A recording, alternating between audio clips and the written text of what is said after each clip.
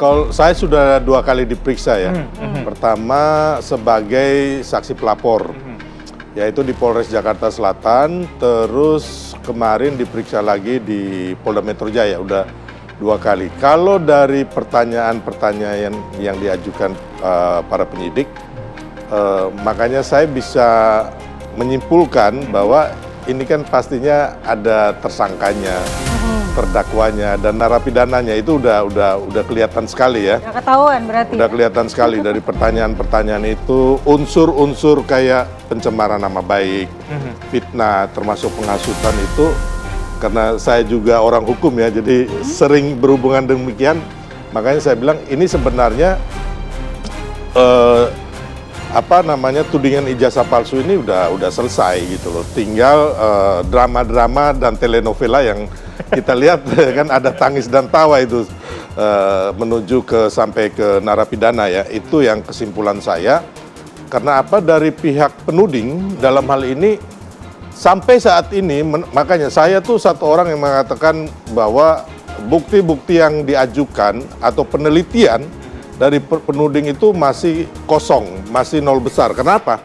Karena selama ini yang diselidiki itu hanya foto atau kopian digital yang ada di media sosial. Dan itu tidak bisa diteliti apapun. Kenapa? Dia bukan ijazah analog, otentik, yang bisa diselidiki seperti halnya yang diselidiki oleh Laboratorium Forensik Barreskrim kemarin.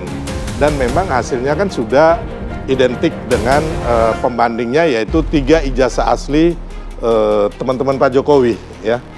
Terus yang kedua yang saya lihat selama ini makanya yang di Barreskrim Mabes Polri itu sudah kandas intinya itu. Terus gugatan penuding itu di PN Sleman dan PN Surakarta. Di PN Surakarta ini sudah ditolak atau NO ya. Nah, tinggal yang di PN Sleman, dan saya lihat nasibnya akan sama juga. Kenapa? Kita sudah punya pengalaman 2 tahun lalu, ada 2 gugatan juga di PN Solo dan PN Jakarta Pusat, itu pun ditolak. Nah, dari kejadian-kejadian ini ditambah lagi ada juga tudingan ijazah palsu.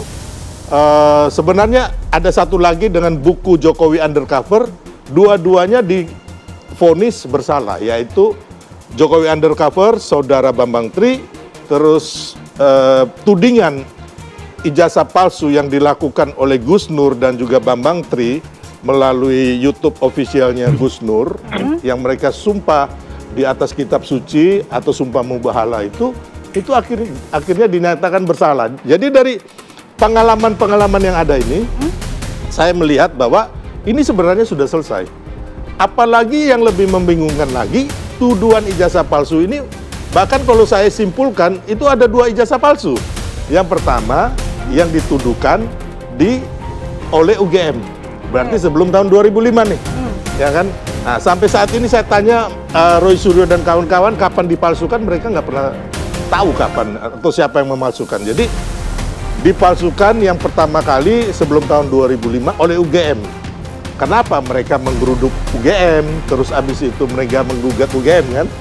Terus yang kedua, tiba-tiba dengan datangnya Bitor Suryadi, entah dari mana, tanpa fakta, tanpa bukti, tiba-tiba dinyatakan bahwa ijazah itu diterbitkan oleh Pasar Pramuka tahun 2012. Oke. Nah, jadi makanya kesimpulan saya bahwa ini udah game over. Oke.